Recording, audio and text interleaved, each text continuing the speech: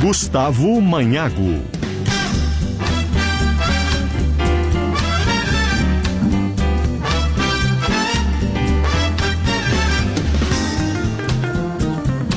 Sala de domingo, começando no microfone da Gaúcha. Neste domingo de primavera, mas com cara de verão, em 26 graus a temperatura, 18 de outubro, dia do médico. Nosso reconhecimento, nosso agradecimento a todos os médicos pelo trabalho essencial, fundamental realizado, ao longo deste 2020 com esta pandemia que atingiu o mundo inteiro. Então, dia de celebrar esta profissão tão importante na vida de todos nós. 1h08, Sala de Domingo vai com você até as 3 da tarde, debatendo as coisas do futebol, a dupla Grenal. O Grêmio ontem empatou com o São Paulo no Morumbi em 0-0, mas o resultado, a atuação parece ter ficado bem de lado e a arbitragem se tornou o centro das questões, inclusive com desdobramentos ao longo da manhã deste domingo. E às 6h15 tem Vasco e Inter, Inter e Vasco no Beira-Rio. O Inter vencendo, vai dormir a liderança do Brasileirão neste domingo. Então, importante partida do Colorado contra o Vasco da Gama. O Sala de Domingo tem a parceria de Unimed Porto Alegre, cuidar de você, este é o plano. Abração a todos os médicos da Unimed. Calçados Pegada, pelo 6º ano seguido, a marca de calçados masculinos mais lembrada no prêmio Top of Mind. Farofa Santa Massa, um toque divino de sabor para a sua mesa. Experimente. Rede de Farmácia São João, cada vez mais perto de você. Steel, com você no campo e no jardim. São José Industrial, alta performance no campo a preço justo. Vou começar o programa apresentando a nossa equipe. Olha, uma equipe de peso hoje para falar bastante dos assuntos que envolvem o Brasileirão neste fim de semana, que está muito agitado, hein? E tem muita coisa ainda para acontecer. José Alberto Andrade, boa tarde, Zé Alberto. Boa tarde, Manhago, boa tarde aos amigos do Sala de Domingo, e certamente vamos falar sobre não só a arbitragem de ontem. Eu estou chegando à conclusão que o jogo de ontem esteve envolto a um contexto de arbitragem que extrapola os eventuais erros, e aí para mim houve erro grave, do senhor Rafael Trace. Então acho que o debate ele não vai se limitar apenas ao pênalti no Jeromel, ao cartão que não foi dado ao Daniel Alves. Acho que o contexto todo teve uma grande pisada na bola. Sem dúvida nenhuma, desde a escala divulgada no início da semana. Vamos falar mais sim, com certeza. Rodrigo Oliveira, boa tarde, Rodrigo. Boa tarde, Manhago, boa tarde aos amigos. Eu assino embaixo das palavras do Zé. O debate sobre os erros de arbitragem, embora ele seja natural, ele é o menos importante, porque erro de arbitragem acontece, é comum. A banca paga e recebe, isso é do jogo. E o Grêmio, infelizmente, ontem foi, como se diz no futebol, garfado. O que não é do jogo é um dos clubes envolvidos gritar e no choro conseguir a troca de um árbitro. Isso gera uma dúvida sobre o processo que coloca sob suspeita a credibilidade do campeonato, mesmo que nada de errado tenha ocorrido. Acerta o Grêmio em reclamar, em não pedir anulação, uma coisa que não vai acontecer, mas principalmente em pedir uma investigação sobre a tal reunião em que o São Paulo conseguiu trocar o árbitro do VAR. 1h11, conosco também, e ele acompanhou o Grêmio pela manhã, Simon Bianchini. Boa tarde, Simon. Boa tarde, pessoal. Boa tarde para todo mundo que está acompanhando o Sala de Domingo. Eu faço coro nas manifestações do Zé, do Rodrigo, de todo mundo até agora. Acho que o Grêmio está, pelo menos, fazendo todo o processo da forma correta. Concordo com o Rodrigo que não acredito muito, não vejo, pelo menos, se não pintar algo extraordinário nessa busca do Grêmio de informações e saber mais detalhes. Acho muito difícil que o Grêmio consiga a anulação da partida, mas todos os movimentos, as manifestações, tanto do Renato, que acertou não entrando no mérito da questão, deixando para a própria direção, a própria declaração do Paulo Luz, do presidente Romildo Bolzão ontem à noite. Cortezinho no sinal do Simon Bianchini, vamos restabelecer o contato. Comentarista do futebol da Gaúcha, Leonardo Oliveira. Boa tarde, Léo. Pro Grêmio. E a gente pode saber mais sobre outros detalhes. Simon, cortou a tua internet aí e ficou pelo meio do caminho. Na hora que ele falava do presidente Romildo. Isso, do presidente Romildo. Se tu puder, a partir daí, então, as manifestações foram acertadas.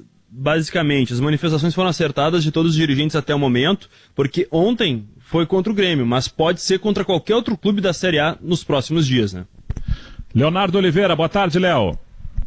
Boa tarde, Manhago, aos amigos da mesa, aos nossos amigos ouvintes da Gaúcha.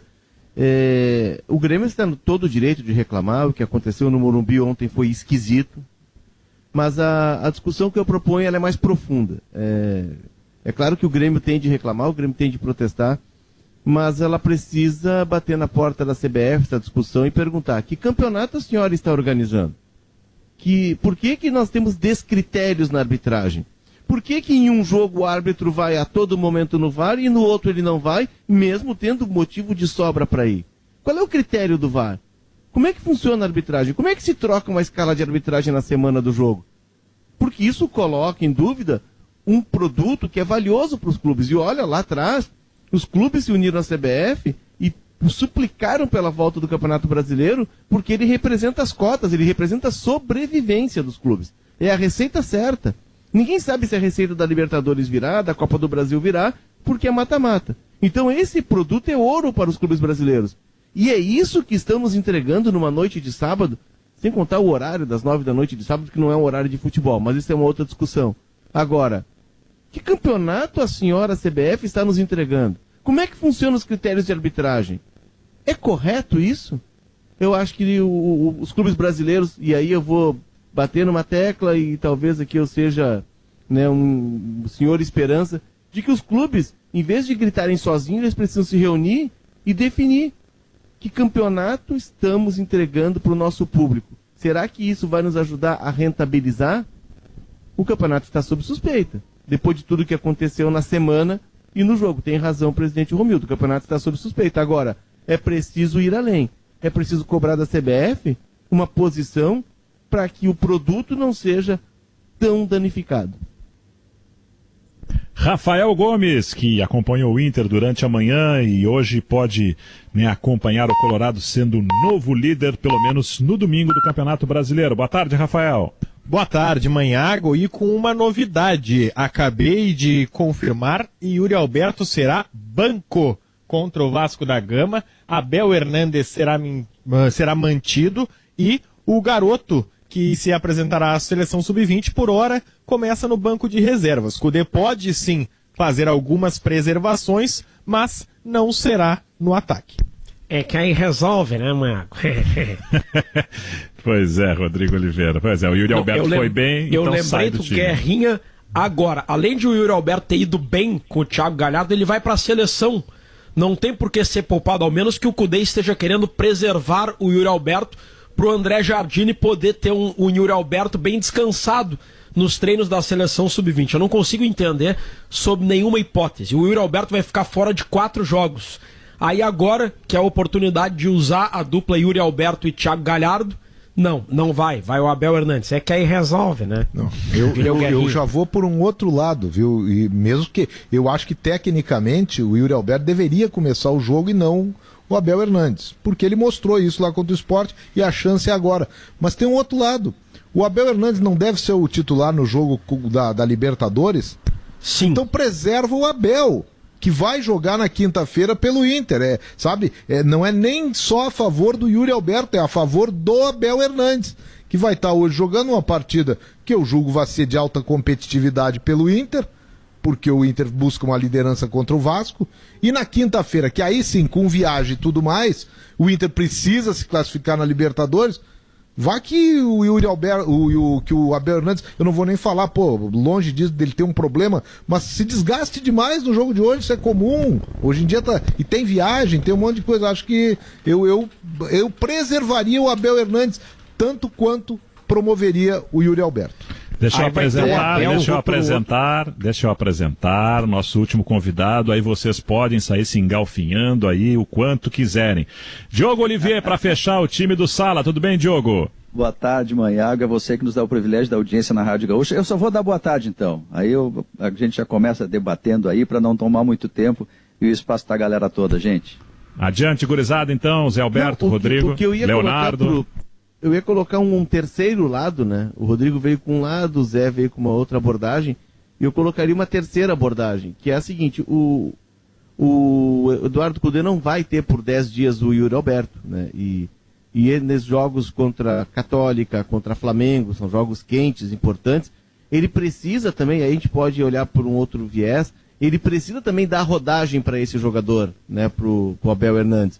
Porque é com o Abel que ele vai contar. E o Abel, nitidamente, depois de passar por uma cirurgia no tendão de Aquiles, jogar uma temporada, meia temporada, né, no futebol do Catar, e estar parado desde março, quando o Inter foi buscá-lo no Uruguai, nitidamente ele está ainda desembocado.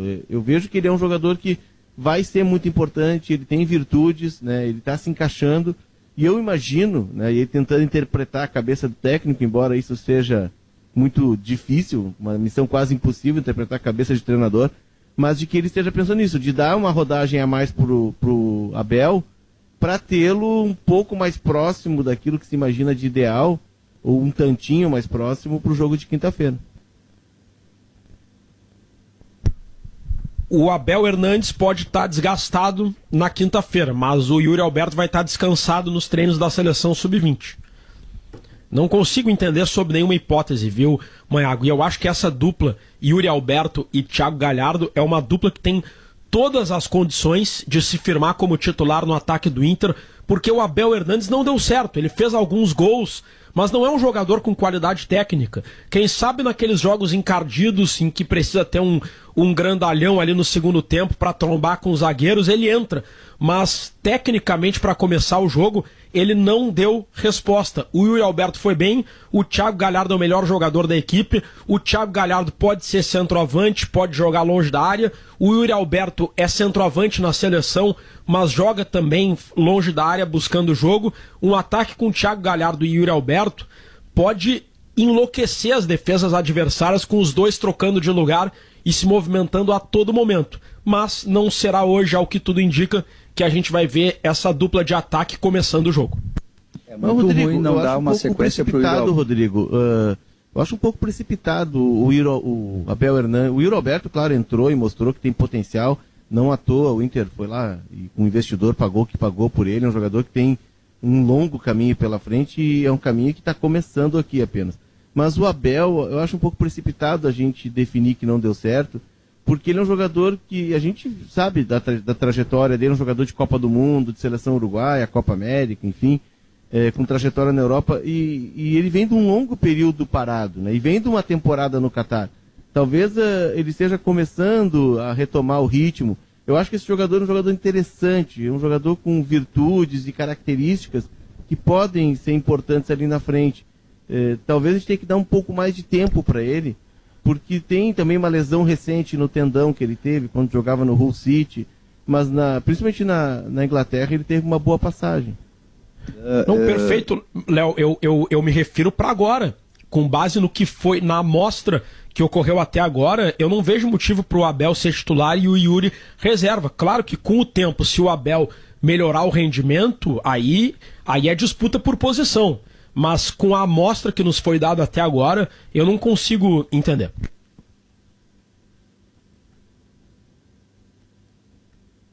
Diogo? Opa, não, é que me parece assim que os limites do Abel Hernandes a gente já conhece. Ele é um jogador de menos luzes, assim, não tem uma carreira brilhante, tem uma carreira mais limitada. Ele é seleção uruguaia, é verdade, ele é seleção uruguaia, mas bom, o cara que não chega na seleção uruguaia, Inter e Grêmio nem contratam, né? Ele foi reserva de grandes jogadores, do Cavani, enfim. Mas ele não é um jogador que teve uma carreira na Europa brilhante, assim. Ele é um jogador de nível médio, interessante, importante, é bom ter ele no grupo, porque ele é um cara disciplinado. Mas ele não é um jogador que vai resolver a vida do Inter, né? Inclusive já com 30 anos. E o Yuri Alberto, ao contrário, é um jogador de 19 anos, que o Inter investiu demais para tê-lo. grife de seleção, vai ser capitão da seleção sub-20. É só tu ir ali no Google, jogar o nome dele, tu vê reportagens de vários veículos da Europa falando que ele poderia sair lá atrás para o Chelsea, para não sei aonde, enfim. E o Yuri Alberto joga com facilidade, ele fez um gol caminhando lá contra o Sport com extrema facilidade. Eu acho que seria importante ele ter um pouco mais de sequência, porque este jogador ele pode ser diferente para o Inter. O Abel Hernandes, eu acho que ele não pode ser diferente para o Inter. Ele vai ajudar, como disse o Léo, ele é um bom jogador, claro que sim. Mas o diferente pode ser o Yuri Alberto e não o Abel. Deixa eu passar para vocês aqui, então, um cronograma rápido para a gente entrar nesse assunto que envolve a arbitragem no jogo do Grêmio ontem contra o São Paulo. No dia 13 de setembro, jogaram Atlético Mineiro e São Paulo no Mineirão. O jogo está 0-0, o São Paulo faz um gol com o Luciano e o árbitro acaba dando impedimento. Com auxílio do árbitro de vídeo, foi marcado impedimento, gol anulado do São Paulo. Na sequência, o Atlético faz 3-0 ao natural. O árbitro de vídeo era... E o gol por impedimento é aquele que o árbitro não vai até o vídeo, né? Isso. Árbitro de vídeo que era Rafael Trace naquela oportunidade. Passados 40 dias, nesta semana, sai a escala do fim de semana. A CBF escala Rafael Trace para apitar São Paulo e Grêmio, Rodolfo Toschi Marques para ser o árbitro de vídeo. Quarta-feira, início da tarde, Leonardo Gaciba participa do programa Seleção Sport TV, canal por assinatura do Grupo Globo, no Rio, e admite que houve erro do árbitro de vídeo no jogo Atlético Mineiro e São Paulo, gol mal anulado do São Paulo. Quarta-feira à noite, Fortaleza, Copa do Brasil. São Paulo e Fortaleza empatam em 3-3, Rodolfo Toschi Marques tem uma arbitragem muito contestada pelos dois times. E no final, não teria dado um pênalti a favor do São Paulo contra o Fortaleza. Quinta-feira, início da tarde, o São Paulo com seu gestor de futebol, Alexandre Pássaro, e com o Raí, que é também membro do departamento de futebol, se reúnem na CBF e pedem e levam troca do árbitro de vídeo no jogo de sábado contra o Grêmio. Não será mais Rodolfo Toschi Marques, que estava no jogo de quarta pela Copa do Brasil, e entra Elmo Cunha, de Goiás, anunciado ainda na quinta-feira. Sábado, 17 de outubro, Rafael Trace tem uma arbitragem muito complicada e o Grêmio, então, se diz assaltado. Esse foi o termo, né, do vice-presidente de futebol, Paulo Luzner. O Grêmio foi assaltado no Morumbi. 4 vezes seguidas.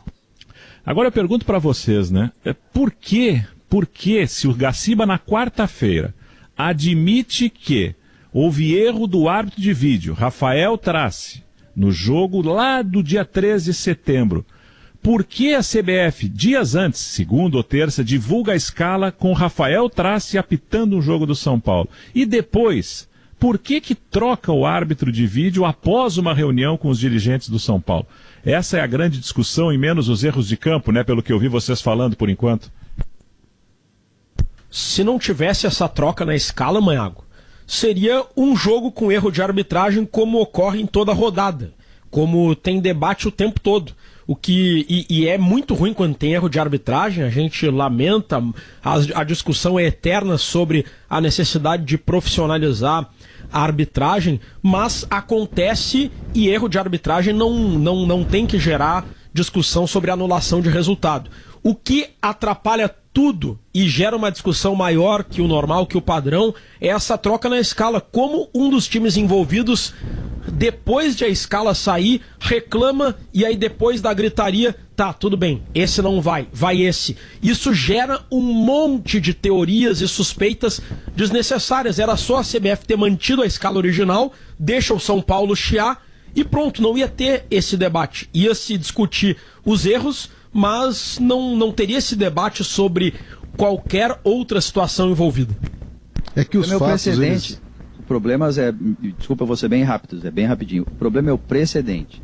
A partir de agora, todo clube que tivesse, todo clube que se sentir prejudicado pela arbitragem, ele vai pedir uma mudança de escala, não vai levar, e aí vai dizer por que o São Paulo levou e por que o São Paulo não levou. E aí, eu não duvido até que o São Paulo lá adiante diga assim, olha, o Grêmio com aquele movimento também ajudou a condicionar a arbitragem. Atrapalhou todo o processo.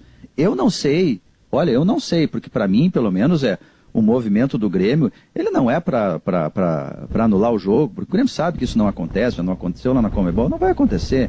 É um movimento muito mais mirando o Leonardo Gaciba. Eu não sei se daqui a pouco o Gaciba não vai ter que sair, sair, porque ficou muito complicado para ele agora. Ele vai ser alvo toda a rodada, ele vai ser alvo não só do Grêmio, mas de outros clubes também. É que os fatos, eles acabam vindo ao encontro de algumas coisas inerentes a esse processo e até as reclamações do Grêmio. Qual foi o objeto da reclamação do São Paulo? O VAR, o relacionamento entre árbitro e VAR. E o São Paulo pontuou no árbitro de vídeo. Muito bem, foi trocado o árbitro de vídeo. E quais são os erros de ontem? Sabe, se tivesse sido erros unicamente do árbitro de campo, já começa que o árbitro de campo também não foi bem. Toda a arbitragem teve problema ontem. A postura do Rafael Trace é uma postura... A gente vê o Trace apitar outras vezes, eu nunca tinha visto ele apitar daquela maneira.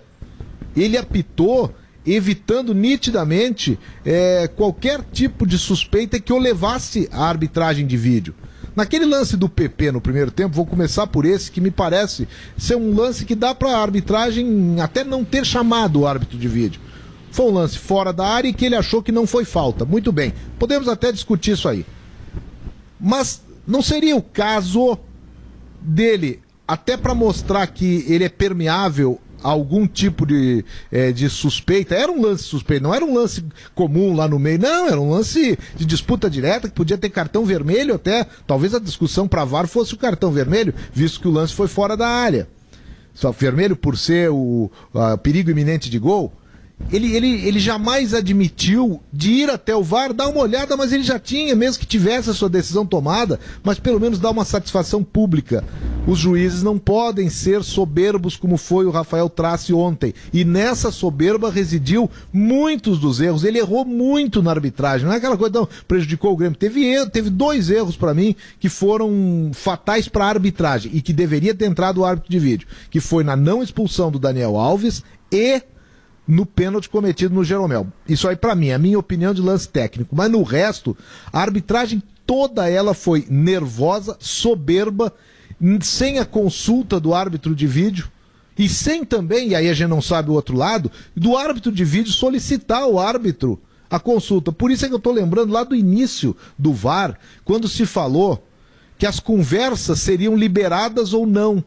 E o jogo de ontem é um jogo em que as conversas liberadas esclareceriam muita coisa. Até para a CBF, para o Gaciba, punir alguém. Alguém tem que ser punido. Na arbitragem de ontem, como foi punido o Toschi Marques, quando foi tirado. Ele foi punido, claramente, só que quem puniu foi o São Paulo. Ele foi punido quando foi tirado do jogo de ontem. Então, vamos saber onde é que o Toschi vai estar apitando nos próximos dias. Se ele tiver na próxima rodada, aí a coisa tem contornos de escândalo. Porque ele só foi tirado do jogo, foi pedida a sua saída. Aí é escandaloso. Agora, se ele tá num gancho por 3, 4 rodadas, bom, aí tiraram na hora errada, mas o cara realmente foi reconhecido que errou. A arbitragem de ontem, ela tem que ser... Alguém tem que entrar no gancho na arbitragem de ontem. Mas isso é claro, Zé. A arbitragem vive de critério, né? A arbitragem, ela vive de critério. E ontem, o Diogo pega bem, se criou um precedente perigoso, né, de trocar árbitro e depois vem o descritério, que é o seguinte, todos podem pedir para trocar árbitro. Outra, os lances de VAR não deveriam todos serem revisados. O árbitro não deveria, pelo menos, parar e ouvir, ou ir até a telinha e conferir, porque agora a grita vai ser geral, se perder nos critérios. Quer dizer que um árbitro procede de uma forma e outro árbitro de outra. E aí o campeonato está perdendo respeito, está perdendo legitimidade. O que eu acho, viu, Léo? Só para concordar contigo aí, eu acho que o descritério central é o chamado vício de origem, que os advogados dizem. O descritério central foi ter um clube pedido a troca na escala de arbitragem e ter sido aceito. Esse foi o descritério. Tu perdeu o critério, vai virar uma bagunça agora, vai ficar complicado para manutenção. Eu concordo, Este Diogo. é o problema.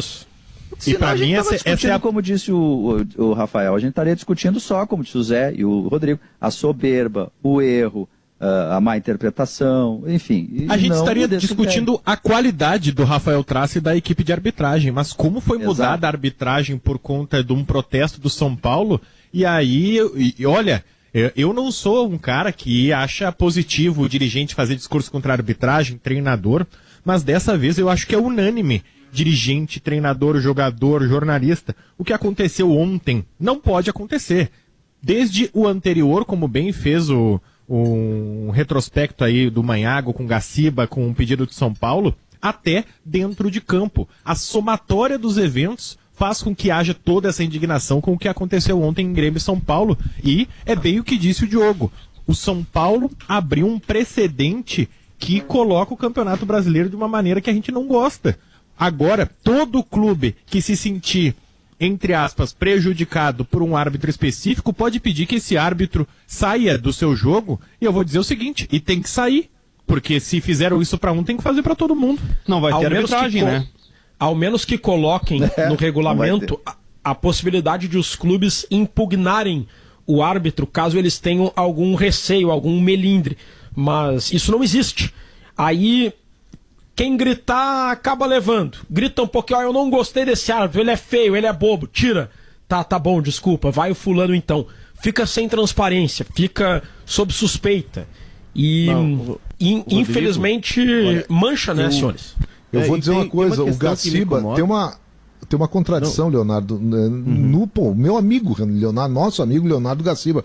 Agora, ele talvez, eu não sei qual foi o nível de pressão, o que o São Paulo fez, ou daqui a pouco ele até considerou que era indevido e baixou. Óbvio que o Gaciba não agiu de má fé, ele agiu de boa fé, só que agiu errado. O que nós vamos fazer? Como agiu errado também a Federação Gaúcha de Futebol, quando lá nos anos 90 puniu o Gaciba porque ele errou num lance de campo, num Grenal, e nunca mais, na época o presidente era o saudoso Emílio Perondi, o Gaciba foi banido de Grenais durante muito tempo, porque o Inter na época protestou a não presença do Gaciba, porque o Ronaldinho tinha dominado uma bola com a mão, e o Gaciba nunca mais, durante um bom tempo, não mais foi juiz de Grenal. Ele mesmo sabe desse prejuízo, a gente já comentou a respeito daquilo que foi uma arbitrariedade da federação, se submetendo a uma pressão de um clube. Foi exatamente o que o Gaciba fez. E o que me incomoda, Zé, nesse ponto, e, por exemplo, o que aconteceu com o São Paulo lá. O São Paulo... estava lendo ali até no Twitter, os torcedores de São Paulo reclamando que poderia ser líder se aquele lance com o Atlético Mineiro fosse anotado de maneira correta, o impedimento, né?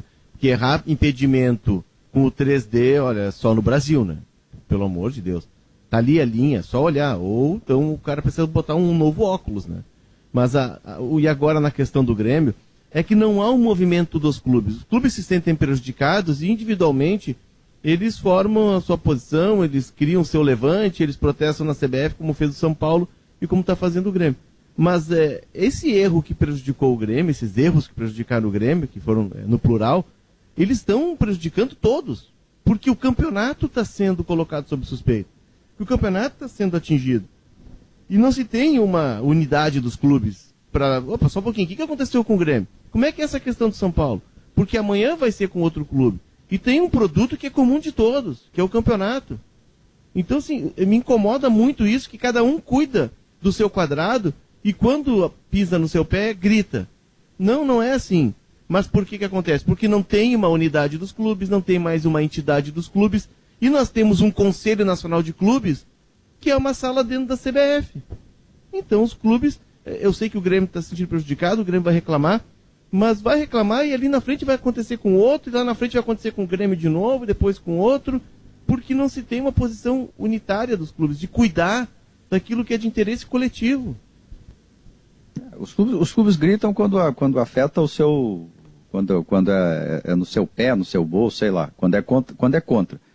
Quando é a favor, se eventualmente acontece a favor, ninguém reclama. E olha, Léo, isso não vai mudar, eu sou um dos defensores, assim, eu acho que o mundo, né? De uma liga, de clubes, que tudo possa ser mais profissional, né? E não ficar sempre sob o guarda-chuva da grande mãe CBF.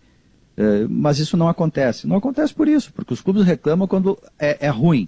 Agora, quando eventualmente algum movimento qualquer aconteça esquisito e que ele acaba indiretamente beneficiando, Aí é silêncio total, inclusive de erros contra o VAR.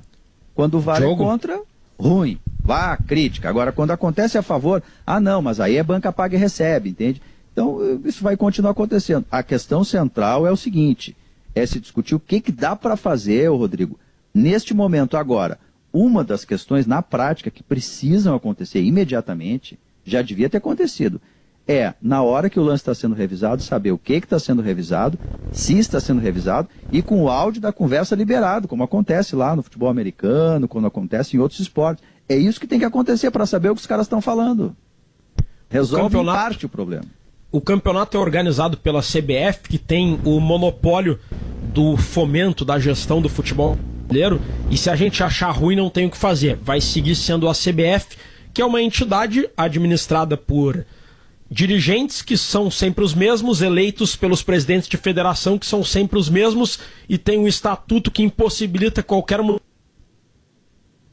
Quem deveria organizar o Campeonato Brasileiro, como bem disse o Diogo, é uma liga organizada pelos clubes e profissionalizada, com executivos buscados no mercado cobrados para buscar patrocínios, para aumentar as cotas, aumentar a receita, e eles teriam o dever e seriam estimulados a exigir, a garantir que o campeonato tivesse a maior lisura, a maior transparência, a maior legalidade, a maior correção, e com isso o futebol poderia ser vendido no exterior e tudo mais, com a profissionalização, mas não é o que acontece.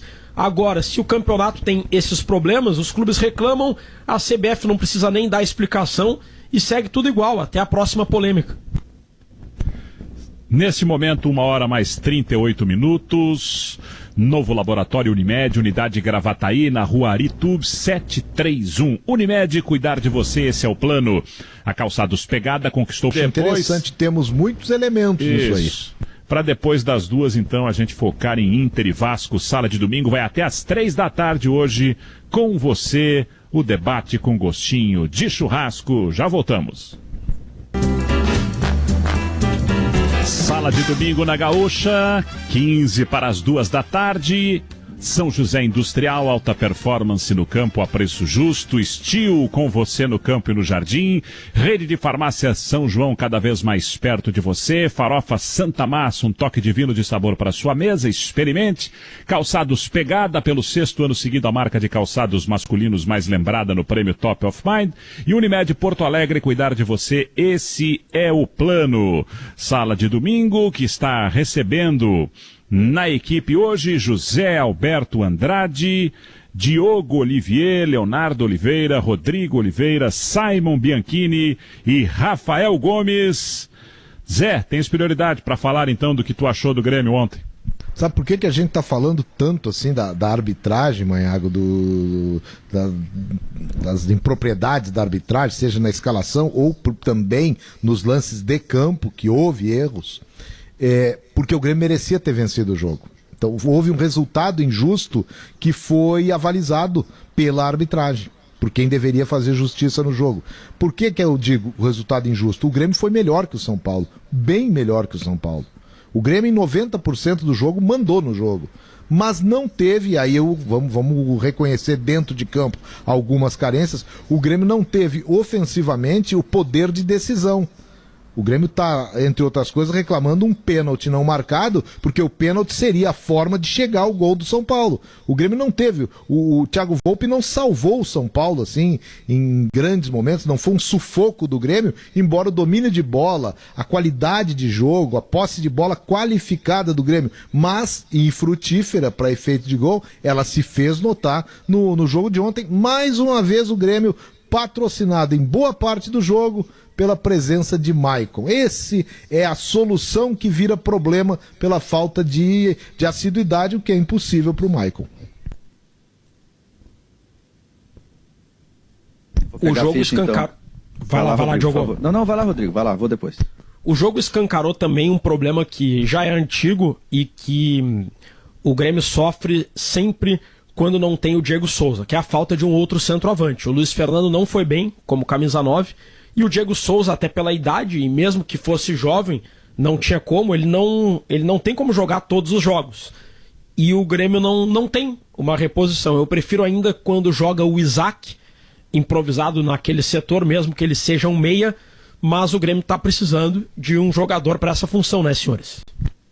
O Jean-Pierre voltando já significa esse jogador, né? Claro que o Grêmio busca um segundo, mas ontem o Jean-Pierre já entrou, vai ganhando minutos.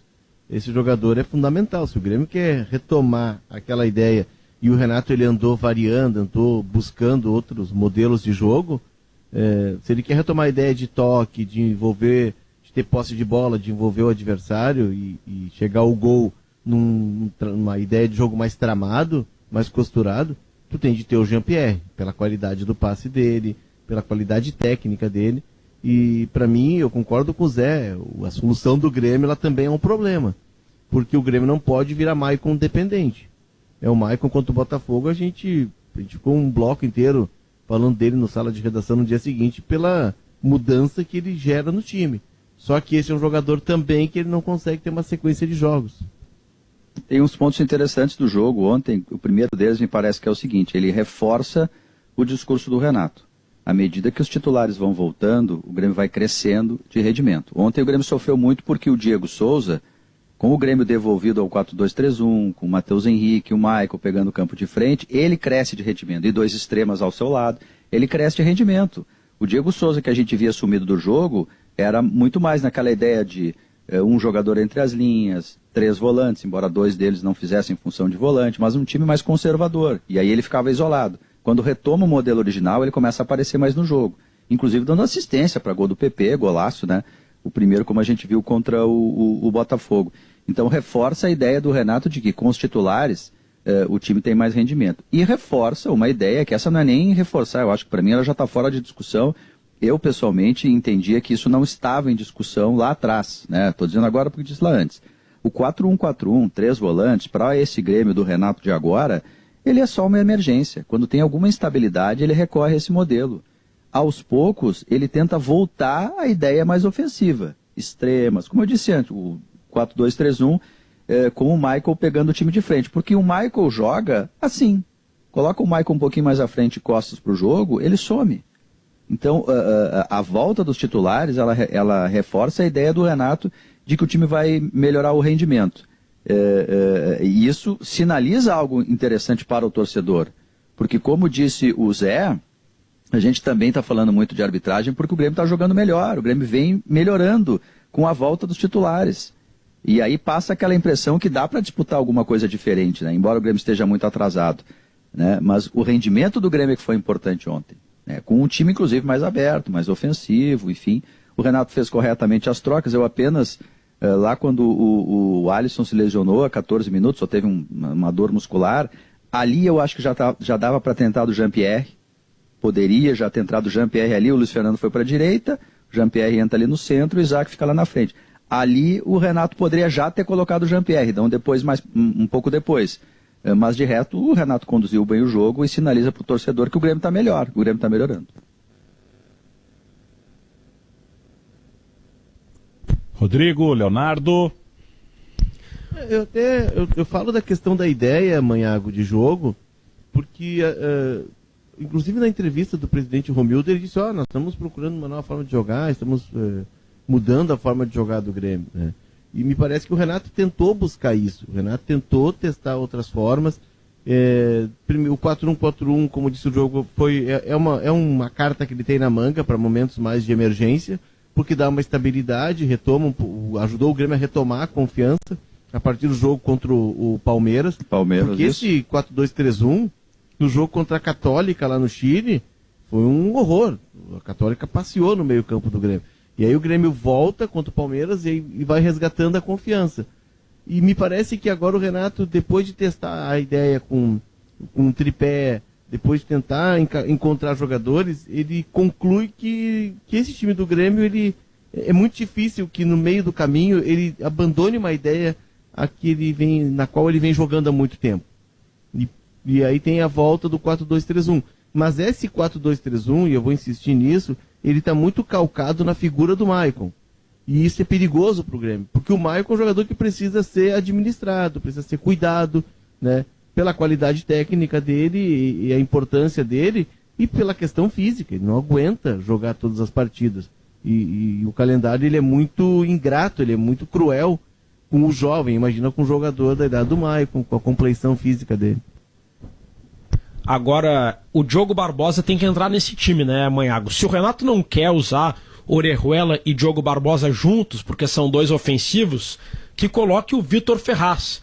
Eu prefiro o Orejuela que o Vitor Ferraz e prefiro o Diogo Barbosa do que o Cortez. Agora, se não dá para jogar os dois juntos, que jogue então o Vitor Ferraz e Diogo Barbosa. Eu acho que a diferença entre Orejuela e Vitor Ferraz é menor do que a diferença entre Diogo Barbosa e Cortez.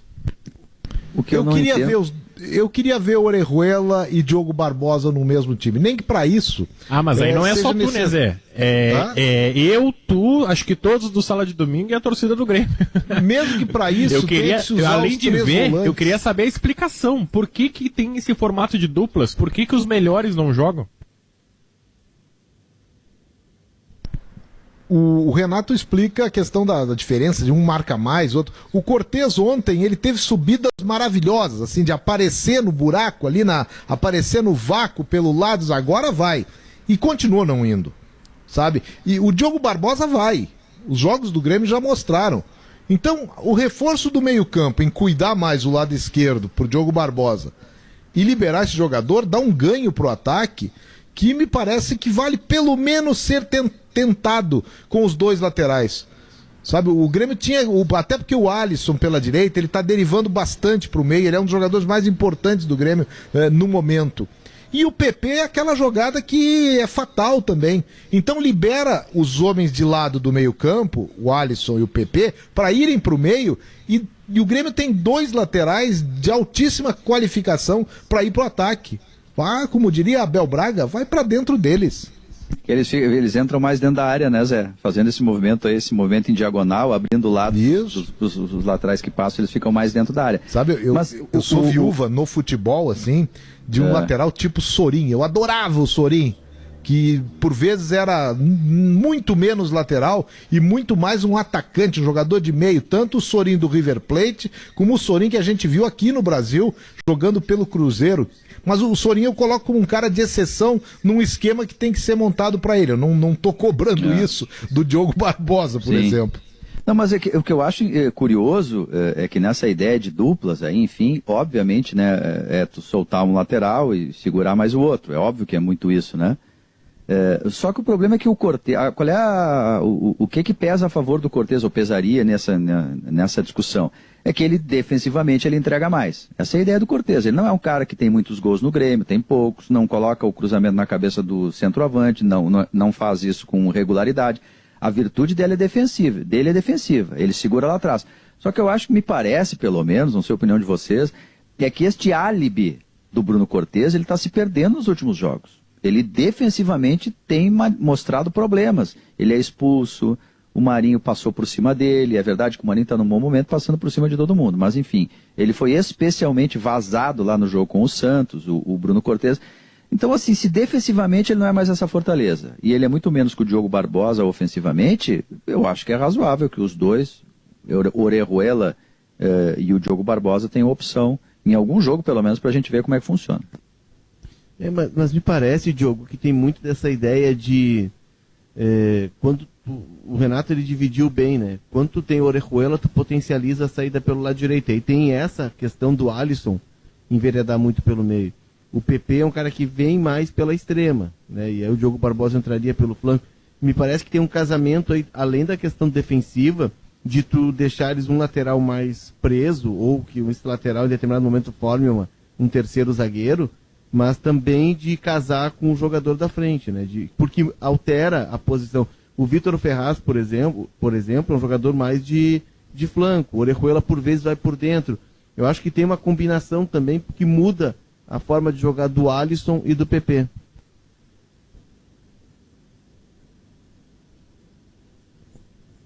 Ontem. Agora, um jogador que o Grêmio, eu acho que eu até tô curioso para saber, nós não tem ainda um diagnóstico, um exame mais apurado do Luiz Fernando, né?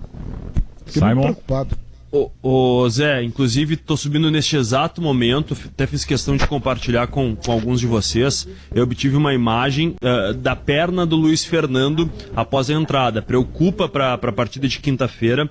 Ele e o Alisson. Lembrando que o Luiz Fernando, nesse momento, no plantel do Grêmio, ele é o reserva imediato do Alisson, que também sofreu uma pancada ontem, deixou o gramado, até tentou voltar. Ambos tentaram voltar, mas não conseguiram. E os dois preocupam para a partida de quinta-feira contra o América de Cali aqui na Arena em Porto Alegre. Né, Simon? Te interrompi aí. Pancada. É pancada na canela, né? Isso, é na panturrilha. Que pancada, hein? Que pancada. Não, foi um pisão. Quase que o próprio Daniel Alves se machucou dando a porrada, tão forte que foi. Não, a perna do Luiz Fernando deu uma virada que eu não sei se não vai ter um examezinho de imagem ali, viu? Olha, da maneira como a perna, como a entrada do Daniel Alves virou a perna do Luiz Fernando, é o tipo do lance que a imagem ela te leva a temer problema ósseo ou problema ligamentar também. Porque abre espaço pro Ferreirinha daí na direita, né? Se que não foi tem bem o Alisson ontem, né? E não tem o Luiz Fernando, ele entrou bem quando entrou naquele lugar. Eu gosto mais mas ele parece um pouco deslocado do outro lado, né, Diogo? Opa, perdão? Ele parece um pouco deslocado do lado direito, né? Ele não tem o cacuete ainda, né? Sem dúvida, ele rende mais do lado esquerdo que ele está mais acostumado, né? O ficha 1 seria o Luiz Fernando, né? Que o Renato parece que aposta bastante no Luiz Fernando, especialmente na velocidade do Luiz Fernando. Mas é uma alternativa, porque se não tem o Alisson, por uma questão de... É muscular o Alisson ou foi pancada também, o Simon?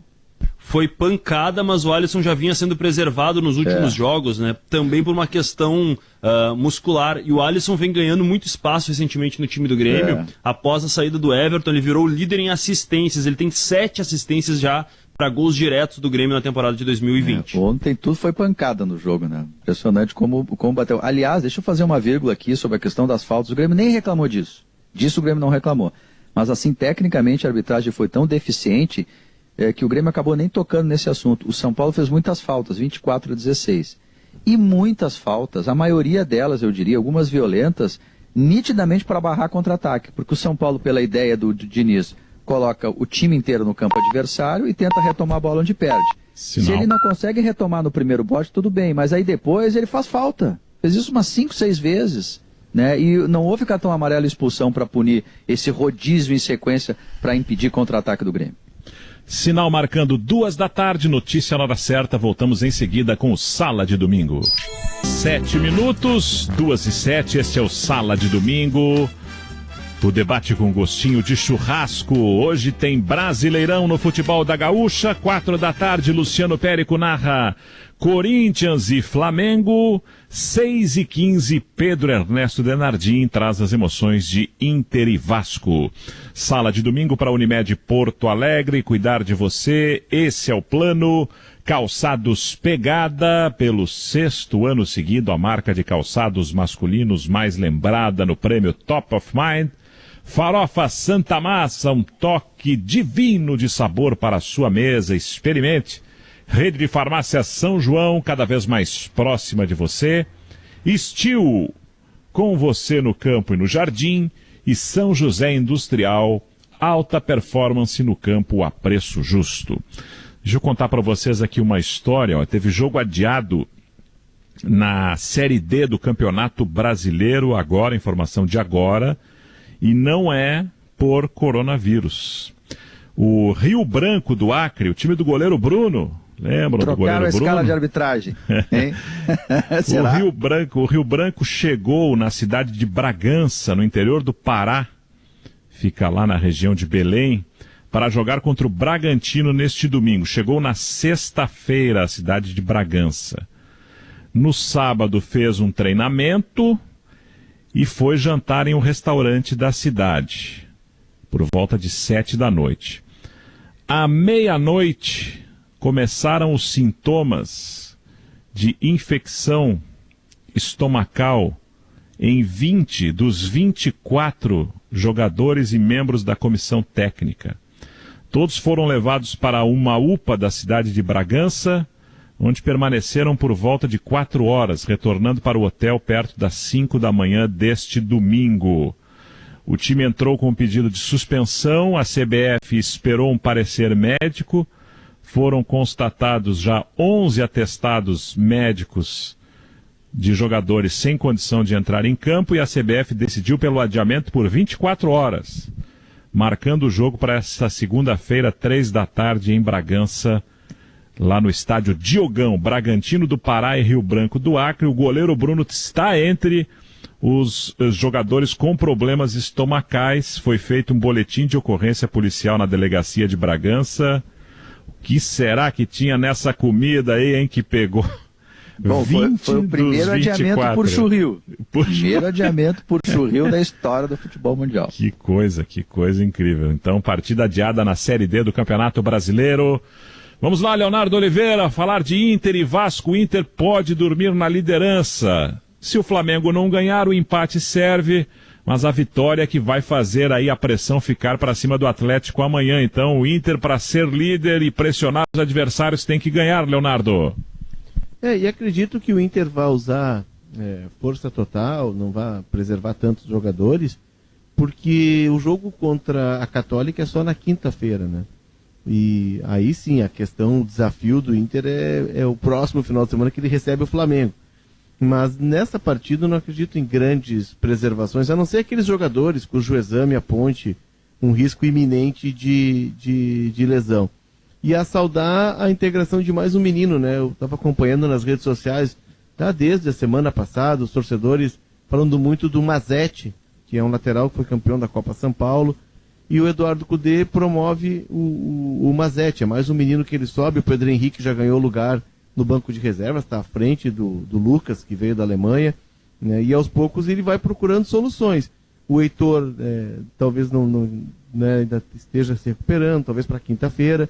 E é importante que já vá integrando meninos, porque a gente está entrando agora numa reta muito pesada, né? Porque quando tem só Brasileirão, quarta e domingo, me parece que os técnicos conseguem lidar mais com a questão. Agora, quando entra Libertadores, vai entrar a Copa do Brasil, além da questão do acúmulo de jogos, tem toda uma questão emocional que me parece que pesa mais, que desgasta mais. Então é mais um ingrediente, né? E aí temos nessa semana a Libertadores e na outra já temos a Copa do Brasil. Então é importante que vá procurando essas soluções internas, né? O Inter já no jogo contra o Sport saudou a volta do Rodrigo Dourado e a afirmação do Yuri Alberto com mais uma entrada de alto nível, pela qualidade técnica, mas também pela questão quantitativa, né? De ter mais alternativas no grupo. Esse problema do dia mais, o dia menos, vai ser prejudicial ao Inter, Léo, no domingo, porque Inter e Flamengo é domingo, certo? No Maracanã o jogo, perfeito? Isso, Beira-Rio. Beira-Rio. É no Beira-Rio, tá? O jogo é no Beira-Rio, é domingo. O Inter tem Libertadores na quinta e o Flamengo tem na quarta. Quer dizer, em tese o Inter vai ter... Em tese não, o Inter terá um dia menos aí para fazer o seu descanso, enfim. Mas justamente por isso aí que tu tá referindo, Léo, que eu acho que era jogo pro Yuri Alberto hoje, sabe? Aposta no menino que tem 19 anos, um grande investimento, vai ficar 10 dias fora, depois o Inter vai perder ele por 4 jogos, né, de Libertadores, um de Libertadores contra a Católica e depois jogos importantes do Brasileirão, Flamengo, Corinthians. Dá uma sequência pro menino que entrou tão bem, né? Não corta ele nesse momento. Espero que o Cudê não reclame do elenco curto hoje, né? Porque ele tem o Yuri Alberto no banco, por exemplo. Ou seja, nesse caso não é o elenco ser curto, é uma escolha do treinador que preferiu um jogador inferior tecnicamente. Isso eu acho importante de a gente pontuar e eu estou muito curioso para ouvir uma explicação do técnico Eduardo Cudê sobre os motivos pelos quais ele prefere não começar com o Yuri Alberto. Eu quero saber como é que vai ser a administração do Patrick nesses 3 jogos que tem nessa semana. Vasco, o Universidade Católica e o Flamengo. O Patrick me parece um jogador de extrema importância no funcionamento desse esquema do Cudê. Ele é o homem do enfrentamento pessoal, ele é o cara que cria alguma coisa tecnicamente e que dribla. A gente sabe que 90 minutos não é o forte dele de aguentar com intensidade, mas enquanto está em campo ele é importantíssimo. Eu sou um dos que insisto muito, Zé, que o Inter tem que ter driblador, né, Léo? Pô, assim, um elenco e um time de futebol sem um jogador que tenha o drible como a sua principal virtude, eu acho difícil assim de ter mais sequência, enfim. E aí, no final das contas, o Patrick, embora não seja dele, eu sei disso, né? Mas ele acaba, às vezes, fazendo isso, né? Ele é o jogador que está driblando no Inter, é o Patrick. Olha o momento do Patrick. É isso. Ele tem o lance individual, né? Como diria um sábio das letras e do rádio e da TV, #assina embaixo. Agora o quanto pesou, né? E o quanto a conta vem de o Inter ter vacilado contra o América de Cali, que aquele era um jogo muito possível de ser vencido, né? O América de Cali é um adversário de qualidade técnica inferior, e o quanto o Inter paga um preço alto por não ter liquidado a classificação na Colômbia, porque agora ele precisa buscar essa vaga no Chile. Se tivesse saído com um resultado positivo, e muito isso deve ser colocado na conta do Leandro Fernandes, né, pela bobagem que ele fez na expulsão, o Inter poderia preservar boa parte dos titulares, deixar em Porto Alegre e não mandar o Chile se preparar para o jogo contra o Flamengo. Né? E esse é o preço de um calendário ajustado, de tu não conseguir antecipar algumas soluções. Sobre a última rodada, eu acho que é importante a gente referir que é importante ser primeiro lugar no grupo. A chance de pegar um adversário mais fraco, entre aspas, né? Os segundos colocados da fase de grupos é mais interessante sendo primeiro lugar no grupo, né? Embora já estivesse classificado, é como o Grêmio agora, por exemplo. O jogo última rodada para o Grêmio contra o América não é um jogo que não vale nada, porque se o Grêmio for primeiro, a chance dele escapar de adversários graúdos é enorme no sorteio das oitavas. Mas não podemos esquecer da grande atração do Inter no dia de hoje, né? As camisas cor-de-rosa foi assunto, e eu acho que é coisa bacana até pro jogo. Acho que é uma atração mesmo para quem vai ver o jogo do Inter, pelo motivo que leva o clube a criar essa promoção, se engajar num momento, numa campanha, e também pela aceitação pública que deu. Eu acompanhei o Rafael Gomes, né, que deu amplo noticiário da movimentação que foi. Nem sei, ainda tem camisa, Rafael? Não, né? Pois é, Zé Alberto, é uma movimentação muito diferente que a gente está fazendo nesse final de semana. Eu confesso que de manhã liguei, inclusive, para algumas lojas e, sim, ainda tem, mas pouquíssima coisa, porque são camisetas que ficaram em transporte e acabaram não sendo entregues na sexta-feira. São pouquíssimos exemplares em algumas lojas de Porto Alegre, Grande Porto Alegre, e tamanhos específicos, viu? Então, além de contar com a sorte de ir na loja física, esse é o único jeito de ter a camiseta no momento, ainda tem que contar com a sorte de ter o seu tamanho. Então, Zé, senhores, eu fui atrás de muitas informações por causa disso. A Adidas, resumindo, tá? Não confiou que fosse fazer um sucesso. Por quê? O Inter, antes mesmo da venda nos seus locais e do anúncio dessa camiseta, o Inter já sabia que ela seria um sucesso, porque o símbolo vazado é algo que a torcida pede há bastante tempo para o departamento de marketing. Então o Inter já havia solicitado com antecedência que fossem realizadas mais camisetas. Mas a Adidas achou que era de praxe fazer um número padrão. Foram feitas camisetas rosa para São Paulo, Flamengo e todos os demais clubes patrocinados pela Adidas no Brasil. Mas a Adidas não. Diga, Rodrigo. Desculpa, Rafael, pode completar e depois eu faço o meu questionamento. Justamente isso.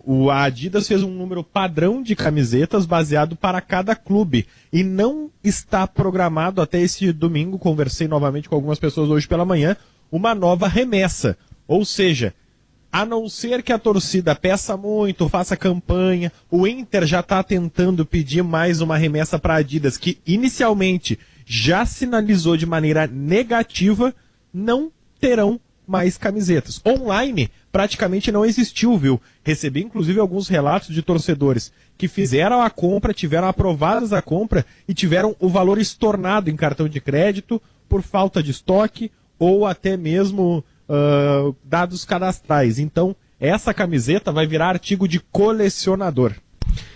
Algo Rafael, que eu não entendi, viu, Léo? Porque tem esse modelo no São Paulo, no Flamengo e no Inter, os 3 clubes da Série A que são patrocinados pela Adidas.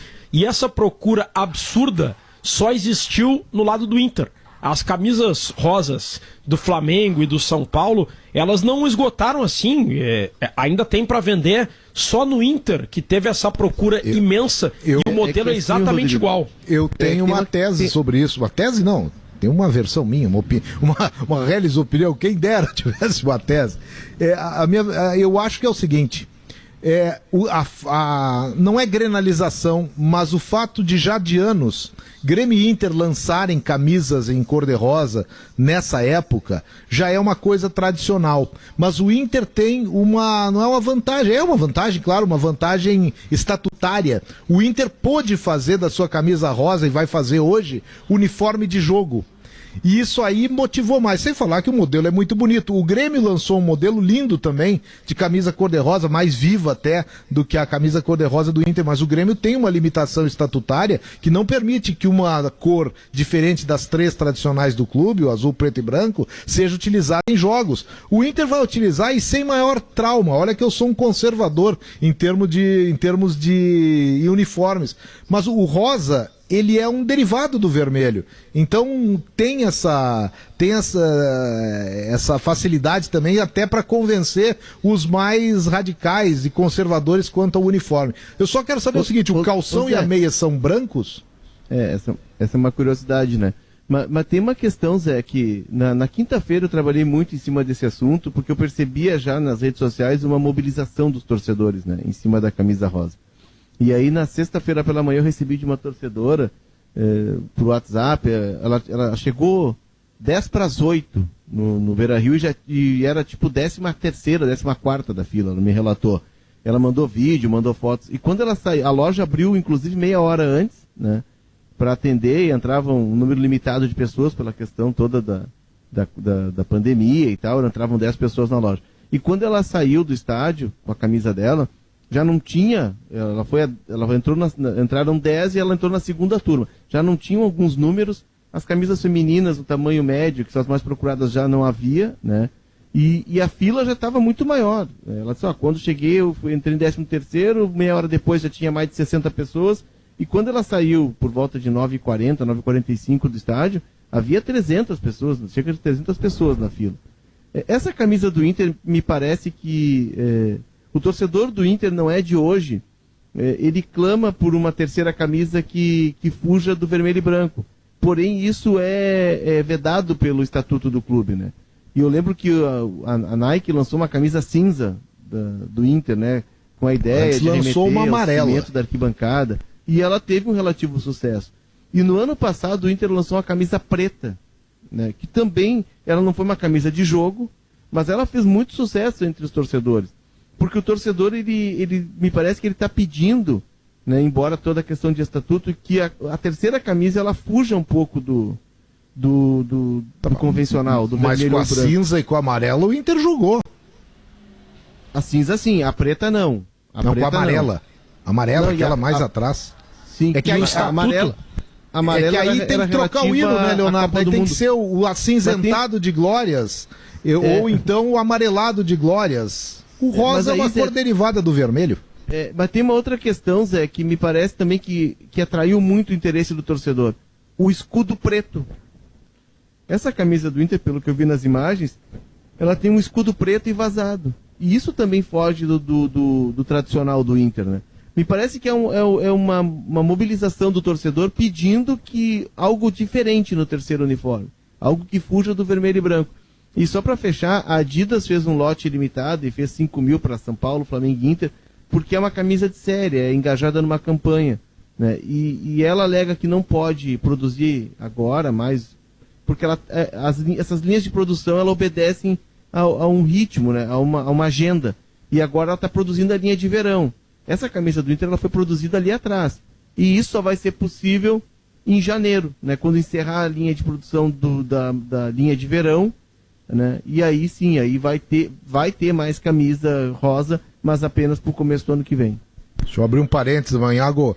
Terminou agora pelo campeonato inglês em Londres. Espetáculo, né? O Tottenham do Mourinho abriu 3-0, sapecou o primeiro tempo e agora só vamos administrar no segundo. O West Ham empatou 3-3, buscou o placar e o último gol, um golaço, marcado aos 94, quando o jogo teria 4 minutos de acréscimo. Então, quer dizer, foi no último lance do jogo, um golaço. Grande jogo do campeonato inglês, terminou agora. Imagina o humor do Mourinho, hein?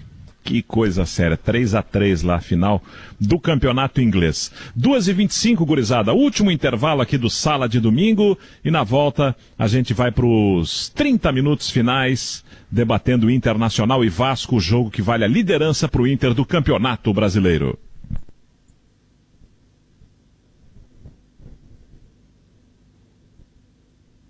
Prezados, aqui é Rui de Garay. Vote em vereadoras e vereadores de direita. Vote 17.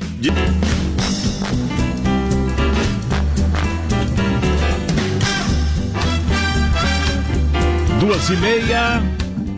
Sala de Domingo voltando para o bloco final. Daqui a pouco tem pré-jornada no futebol da Gaúcha. E às 4 a transmissão com Flamengo e Corinthians. Narração do Luciano Périco. Zé Alberto tá nessa de comentarista, né, Zé? Tô aqui.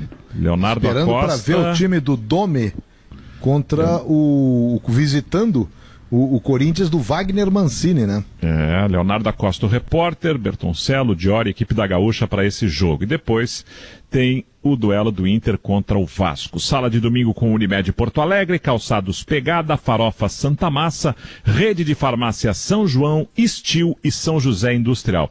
Rafael Gomes, que time a gente pode pensar do Inter para encarar o Vasco daqui a pouco, hein? 6h15 no Beira-Rio, Rafa.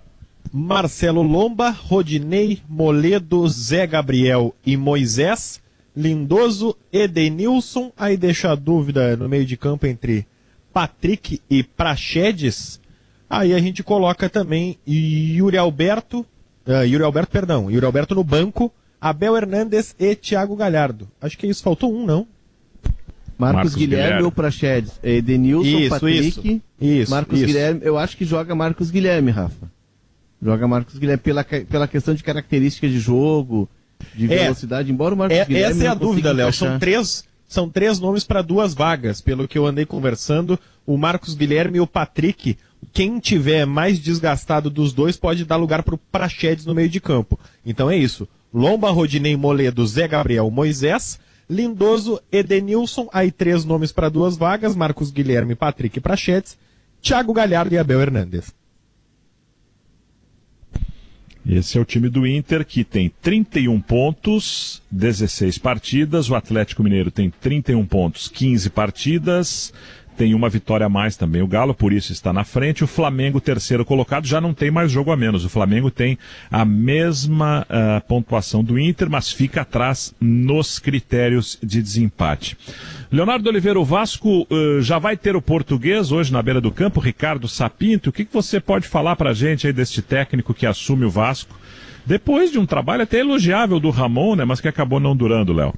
Pois é, não, ele não vai, ele vai estar numa cabine, né? O Vasco vai ser comandado pelo técnico do Sub-20. Os técnicos, eles têm também a questão do bid, né? Eu acho que a partir desse ano, desde o ano passado, o nome do técnico precisa aparecer no bid. O Ricardo Sapinto, ele foi um meia, o apelido dele Coração de Leão, porque muito identificado, jogava no Sporting, ele era o grande ídolo da torcida, muito identificado com a torcida do Sporting. Era um bom jogador tecnicamente. O Carlos Miguel, me lembro de ter conversado com o Carlos Miguel quando ele foi para o Sporting sobre esse jogador. E nessa mesma época ele ficou muito famoso no mundo porque ele não foi convocado pela seleção portuguesa, pelo Arthur Jorge, que é um emblema do futebol português, para um jogo de eliminatória. E ele ficou muito insatisfeito e ele encontrou uma forma inusitada de cobrar. Ele foi ao treino da seleção, invadiu o campo e deu um soco no rosto do Arthur Jorge.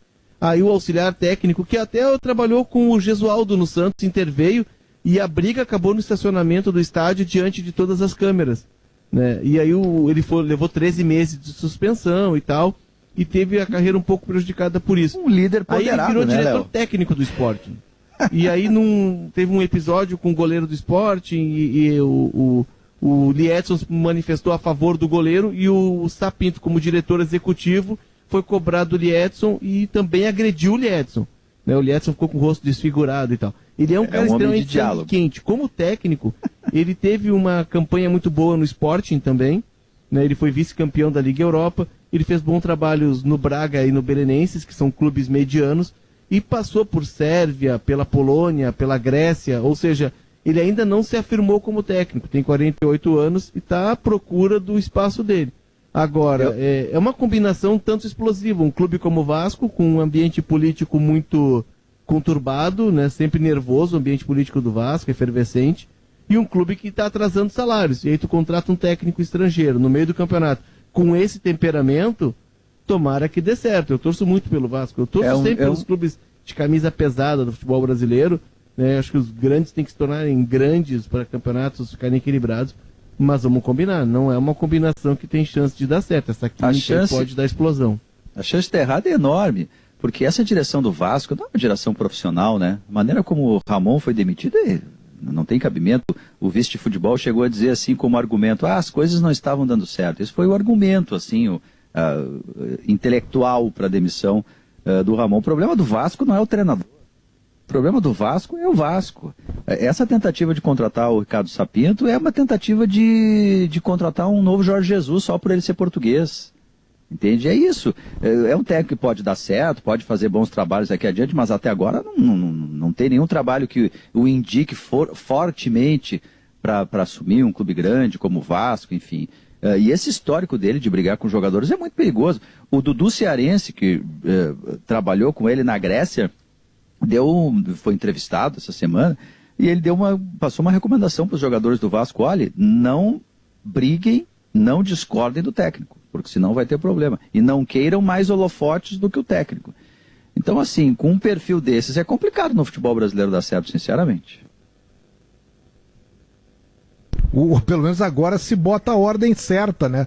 Um português a trabalhar, a ser técnico do Vasco. Mas o Vasco sonhava com técnico português há um bom tempo, né? As primeiras especulações do Jorge Jesus não foram no Flamengo, mas em Vasco e posteriormente no Atlético Mineiro. E será que o Jorge Jesus teria tido o sucesso que teve no nosso país passando ano passado pelo Vasco ou então pelo Atlético Mineiro? Eu duvido muito. Acho que o Jorge Jesus é sim um técnico muito capacitado, mas deu a sorte de pegar um Flamengo com o aporte financeiro que tinha, né, gente? Da mesma maneira que muitos técnicos capacitados não fariam o trabalho maravilhoso que o Jorge Jesus fez, porque talvez não tenham a capacidade do Jesus, ou porque o Jesus é diferenciado, o Jesus também não faria milagre com um time bem inferior tecnicamente. O problema do Vasco é muito mais crônico do que o que está acontecendo agora. O Vasco vem há muito tempo com gestões amadoras e chegou, em alguns momentos, a ter, junto com o Botafogo, aquela situação de a gente ter que pensar para lembrar em qual divisão estavam essas equipes. Né? O Vasco agora está na segunda ou está na primeira? Isso aconteceu por vários anos e ao que tudo indica, o Vasco não se arrumou, né? Tem um ponto que eu acho que é subjetivo. Técnico, e que o Inter pode... estrangeiros a gente fala do Jesus e o Jesus ele teve um mês praticamente entre a chegada, ele teve um mês, ele é apresentado dia 10 de junho e o jogo é 10 de julho, exatamente. Então ele teve um período que nem sempre os técnicos têm na pré-temporada. Por exemplo, os técnicos que assumiram os estrangeiros agora no início do ano, aí tu pega Eduardo Cudê, pega o Gesualdo, eles não tiveram esse período, porque a pré-temporada no Brasil é ridícula, são 10 dias, né? Mas o Jesus ele teve um período de 30 dias, que foi o período da Copa América.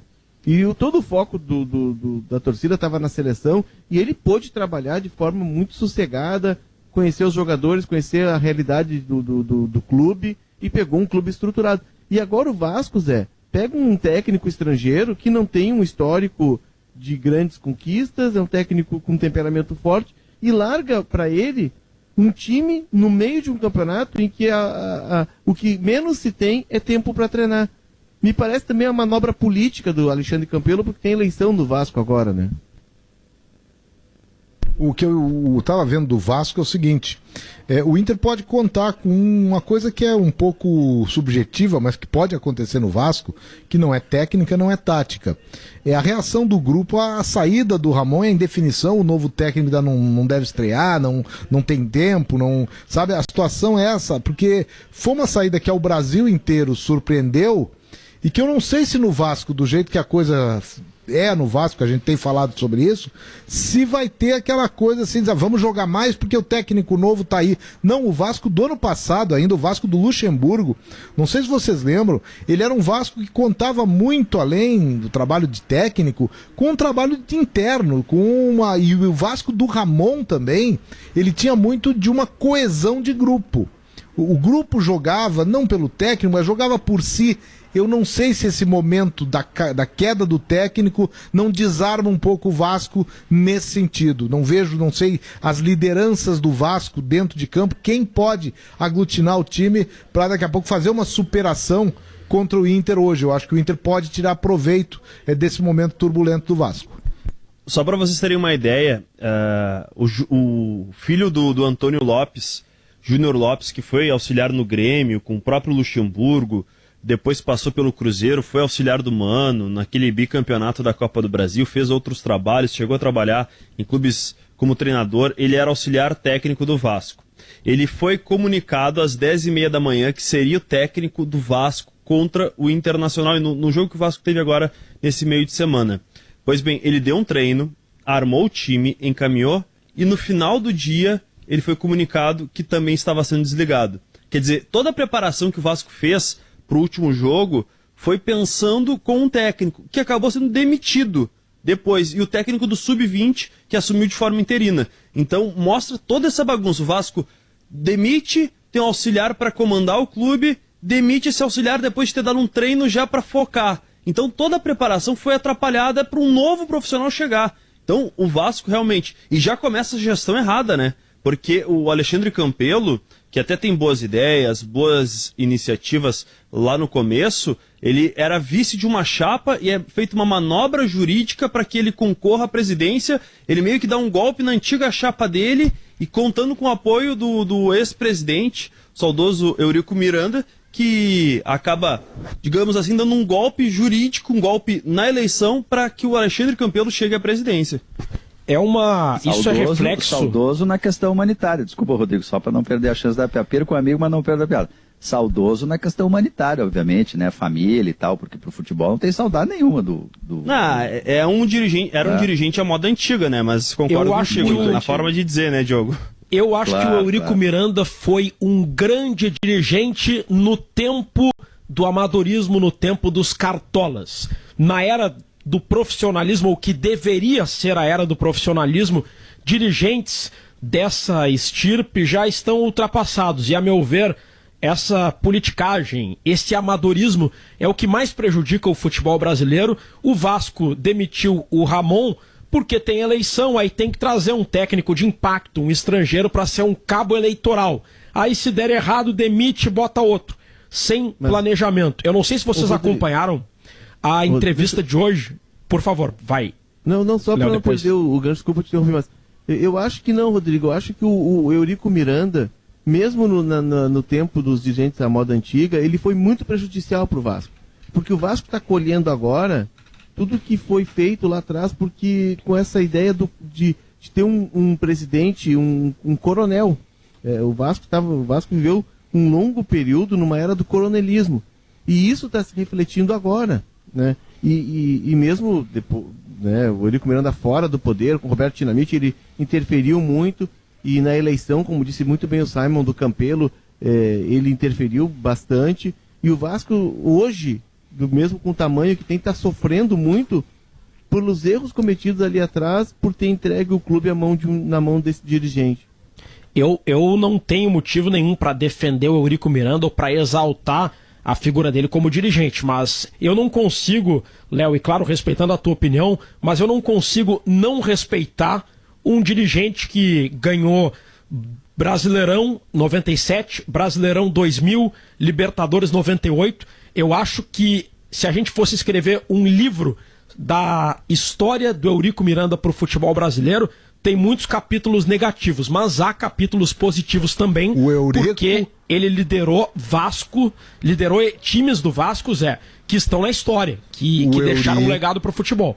o Eurico é daqueles caras que, na vida, se fosse um político, ele até era político, mas é daqueles caras que foi deputado, foi da bancada da bola. O Eurico é deputado, atuante e forte, mas o Eurico é daqueles caras que, se fosse um governante, um estadista, ele seria aquele que seria ditador, torturador, mas seria eleito dentro do Vasco, assim, que teria também o lado aquele de popularidade de um dia ser eleito diretamente também. É um personagem extremamente contraditório. Seria um Getúlio Vargas do futebol, Zé, que teve Eu não quis falar, foi quem eu pensei, mas eu acho que a grandiosidade de Getúlio Vargas, até como tudo, o Getúlio não merece a comparação com o Eurico, de jeito nenhum. Mas a ambiguidade, ela é mais ou menos por isso aí. E o Eurico tem o seguinte, dá pra contar na contabilidade positiva dele, o Eurico foi um cara que foi diretor da CBF num ano complicado e ganhou a Copa América. No 89, foi diretamente pela liderança do Eurico dentro do vestiário da seleção brasileira que o Brasil foi campeão da Copa América, aquela que foi aqui no Brasil mesmo, gol do Romário, Bebeto, aquela coisa. O Brasil teve até uma crise forte e só venceu a crise e a competição porque ali o Eurico, em favor da CBF, em favor da seleção, atuou bem. Só a questão do Eurico, me parece, teve as vitórias, é verdade, o Vasco de 97 nos encantou, com Felipe, Pedrinho, mas eu acho que as vitórias, elas não podem, elas não encobrem o que foi feito, né? E muitas vezes as vitórias, elas têm um preço muito salgado, elas têm um preço pesado. A gente está vendo o Cruzeiro agora. O Cruzeiro ganhou muito, ganhou o Brasileirão 2 vezes, ganhou a Copa do Brasil, mas a conta ela veio. E a gente não pode esquecer também que esse mesmo Vasco, ele foi dos grandes, o clube mais rebaixado nos últimos tempos. O Vasco tem 3 rebaixamentos. O Vasco na década, nesse século, ele passou 3 temporadas na segunda divisão. E olha, para um clube como o Vasco, do tamanho que é o Vasco, isso é muito pesado, né? E o clube ainda engatinha. Tenta se levantar para se reestruturar. E o Vasco é um gigante. O Vasco tem torcida em todo o Brasil. É daqueles clubes que tu vai, assim como o Flamengo, claro que em menor número, mas onde tu vai tem uma camisa do Vasco. Isso acontece, Léo, pela politicagem. Para ser eleito num clube que tem esse modelo associativo, que é o caso dos principais clubes brasileiros, para ser eleito tem que ter apoio de movimentos políticos. E para ter apoio de movimento, tem que lotear cargos na gestão. E aí o critério já não é profissional. E além de tudo isso, práticas de gestão de longo prazo não dão voto. Porque o efeito só vai ser sentido, só se vai colher depois que terminar o mandato. O que dá voto é contratar técnico medalhão, é contratar jogador de impacto, é demitir o técnico para fazer um afago na torcida e anestesiar a opinião pública. O que aconteceu com o Central de Caruaru nos últimos meses, numa outra ordem de grandeza do futebol, é o que acontece com os principais clubes brasileiros. A gente entrevistou no Domingo Sport Show o Silvio Criciúma, ex-jogador do Criciúma, do Goiás, do Sport, entre outros clubes, atual técnico do Central na Série D. Nos últimos 40 dias ele foi demitido 3 vezes. Na primeira, o diretor mudou de ideia. Depois de demitir, o diretor foi lá, não, mudei de ideia, tu vai ficar. Depois, o presidente chegou para ele e disse, tu tá fora. Independente do que acontecer no jogo de hoje, tu tá demitido. Ele foi bem, jogou bem, e aí o presidente chegou, tá, mudei de ideia, tu fica. E aí, nos últimos dias, o presidente demitiu ele de novo, e o grupo de jogadores, que não recebia desde julho, fez uma greve e exigiu a permanência do Silvio Criciúma. E o Silvio Criciúma ficou. O Central é o vice-lanterna do seu grupo na Série D, e vai tocando desse jeito. E essa lógica se reproduz na grande maioria dos clubes, senhores. Mas o Inter e o Grêmio, que foram campeões mundiais, Rodrigo, eles não foram times e clubes que naquele momento investiram em jogadores de super grife para montar seus times e apostaram em técnicos medalhões. O Inter e o Grêmio, toda vez que eles conseguem certo, títulos... Oi? E deu certo, né, Léo? Não, é isso que eu estou dizendo. Eu estou dizendo que não são todos que são assim. Então o Vasco poderia ser grande... O Vasco poderia ser grande, até porque o Vasco tem a história mais democrática de todos os clubes brasileiros, sem nenhuma exceção. Que o futebol ele vem elitista quando vem na Inglaterra, mas o primeiro time que de fato recebe e abre as portas para negros, comerciantes, pobres, né, é o Vasco no Rio de Janeiro. É o primeiro que faz isso. Por isso que a gente fica mais sentindo quando vê o Vasco, mesmo para ganhar, tendo que se valer desse coronelismo aí que ele não conseguiu se desfazer até agora. A dupla Grenal, ela não fez isso para ganhar os títulos, mas em alguns momentos a dupla Grenal seguiu por receitas semelhantes e se quebrou, né? Claro, é justamente isso. Pega ali o Grêmio de 2000. Ele ganha quando fala que tem que fazer, pô. Parece o Inter de 99 e o Grêmio de 2000. Poucas vezes se fala, né, o Grêmio de 2000 da ESL, mas poucas vezes se fala que o Inter de um ano anterior, de 2000, de 99, é um Inter feito nesse modelo. Eu me lembro da abertura de temporada com o Beira-Rio. Pô, legal, marketing tem que ser feito. Contratação do Paulo Autuori, do Dunga, era para ser um super Inter e foi quase para a segunda divisão. Não foi porque o próprio Dunga acabou salvando, e depois não ia também porque teve virada de mesa. Mas a dupla Grenal tem lá os seus pecados também nisso aí, mas não na hora em que foi campeã. A receita para ser campeã, a dupla encontrou e não foi por aí. Quando o presidente Romildo Bolzan Júnior assumiu em 2015, ele passou a ter medidas de austeridade, de responsabilidade, cortou gastos, rescindiu o contrato com o Barcos e com o Marcelo Moreno, que tinham salários altos, saneou o clube. O presidente Fernando Carvalho, quando assumiu a sua gestão no Inter, também teve uma preocupação com as finanças. Depois de um primeiro ano com atraso de salário, com muitas dificuldades, o clube se organizou, apostou no Muricy, que não era um técnico tarimbado naquele momento, e deu certo. Mas parece que nesse modelo de amadorismo na acepção da palavra, de a política tendo um peso muito grande, parece que a gente tem que torcer para os líderes eleitos pelo sócio valorizarem o profissionalismo, porque não é uma coisa que esteja na cultura, que esteja previsto. E eu confesso que eu tenho dificuldade de propor uma alternativa, mas eu faço questão de colocar isso para debate, porque eu não gosto do modelo de clube-empresa com a ideia de terceirizar a gestão para uma empresa ou de o clube ter dono. Clubes gigantes como o Grêmio e Inter terem dono é algo complicadíssimo, mas alguma maneira tem que haver para se prever o profissionalismo como uma prática de gestão. Cara, rapaziada, indo pro final do programa, eu tô dando aqui eu costumo dizer, como eu sou lá de fora, né? Costumo dizer que eu dou uma camperiada, não uma zapeada, dou uma camperiada aqui pela TV, pela internet. A batata do Gaciba, o Grêmio fez ecoar o seu protesto, viu? O Gaciba, era TT hoje pela manhã, viu, Zé? O nome do Gaciba, ele está sendo citado, e os argumentos aqui, nós apresentamos curiosamente também aqui no Sala de Domingo, a questão do São Paulo, e está repercutindo muito mal, é quase unânime, se não unânime, eu estou dizendo quase, porque eu também não tenho, a minha camperiada ainda não foi a invernada do fundo, como diríamos lá no campo, mas olha, tá muito forte. O que aconteceu no Morumbi ontem vai repercutir muito, e talvez dentro da própria CBF. Ninguém está fazendo um apocalipse nisso aí, é uma tendência até de que venha a acontecer. E dá até para comparar, é diferente, mas dá para comparar, porque a gente até falou que jogo anulado não vai anular jogo. É verdade, não deve anular jogo. Mas o brasileiro já teve em 2005 jogos anulados por suspeição de arbitragem. Outro tipo de suspeição. E teve o caso pontual, Diogo, que foi aquele do Márcio Rezende de Freitas no jogo do Inter contra o Corinthians, e que depois o Márcio até, eu lembro do Márcio ter dito uma entrevista, numa matéria no Gaúcha ZH, hoje GZH, em que ele dizia que se tivesse VAR ele seria o melhor árbitro do mundo, e diz que aquele erro não repercutiu tanto assim na carreira dele. Ele deu uma entrevista mantendo a pose, como aliás eu vi há pouco o replay do Rafael Traci correndo para o centro do campo no lance do Jeromel. Cara, aquela imagem do Traci, ela é de uma autossuficiência. Coitado do cara, tá ali correndo ali, né? Eu tô fazendo uma interpretação, mas olhem a cara do Traci, peito estufado, indo pro centro do campo, e o lance acabou, um lance de pênalti que não foi marcado. Ô Zé, tu pegou bem, Diogo, já vou te passar a palavra nesse finalzinho de programa. O pessoal, assim, tá sendo quase unânime que o Gaciba tem que renunciar, tem que sair do cargo. Eu disse no começo do programa. Tem que pedir para sair antes de ser demitido.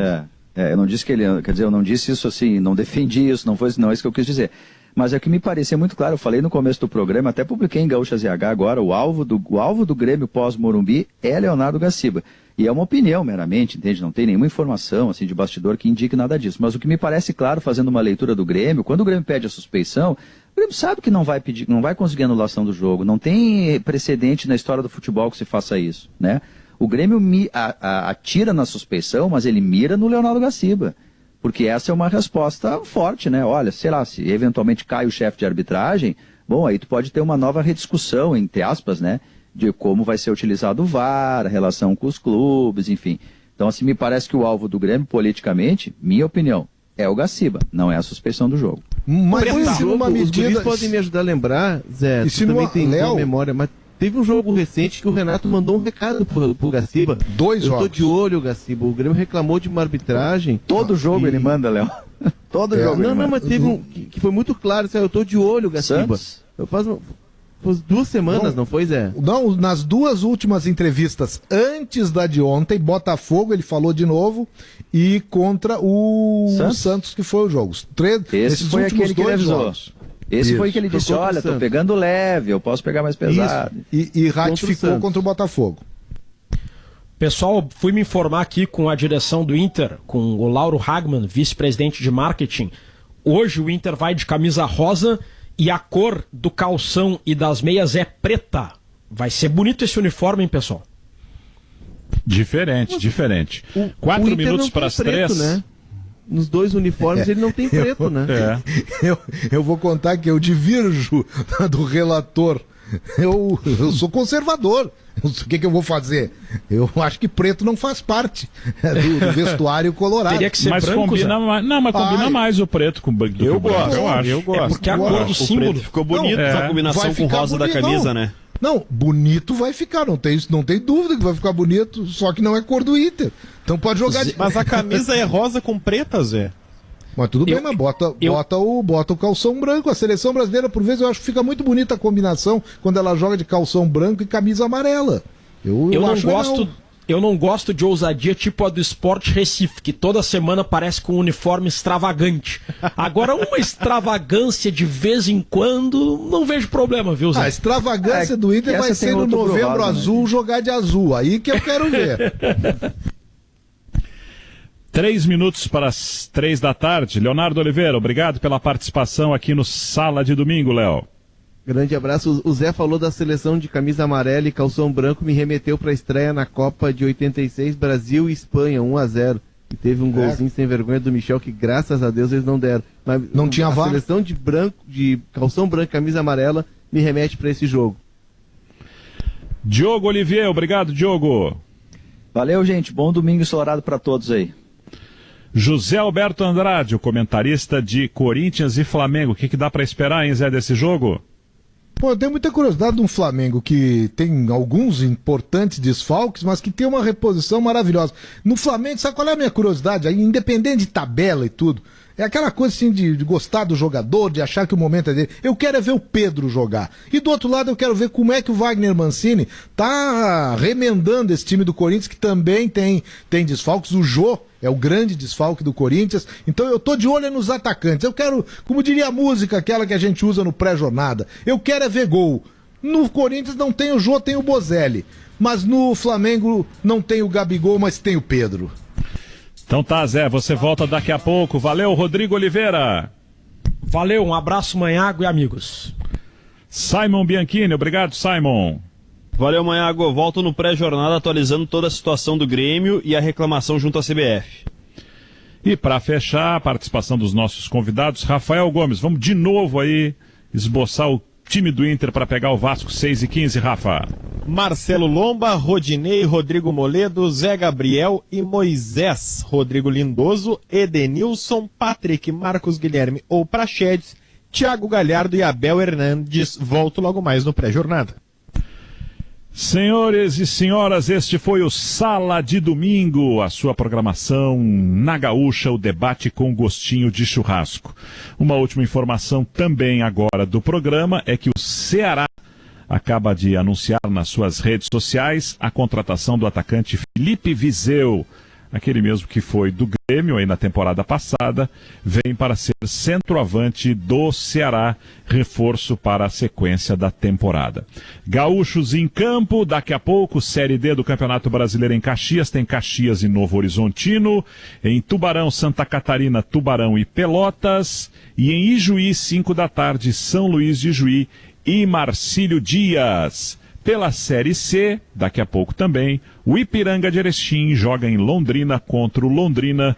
Toda a nossa torcida para os gaúchos nas séries C e D do Campeonato Brasileiro. Vem aí Diori Vasconcelos para comandar o pré-jornada e às 4 a bola rola para Flamengo e Corinthians, lá no Itaquerão, narração do Luciano Périco. Sala de Domingo volta domingo que vem. Tchau!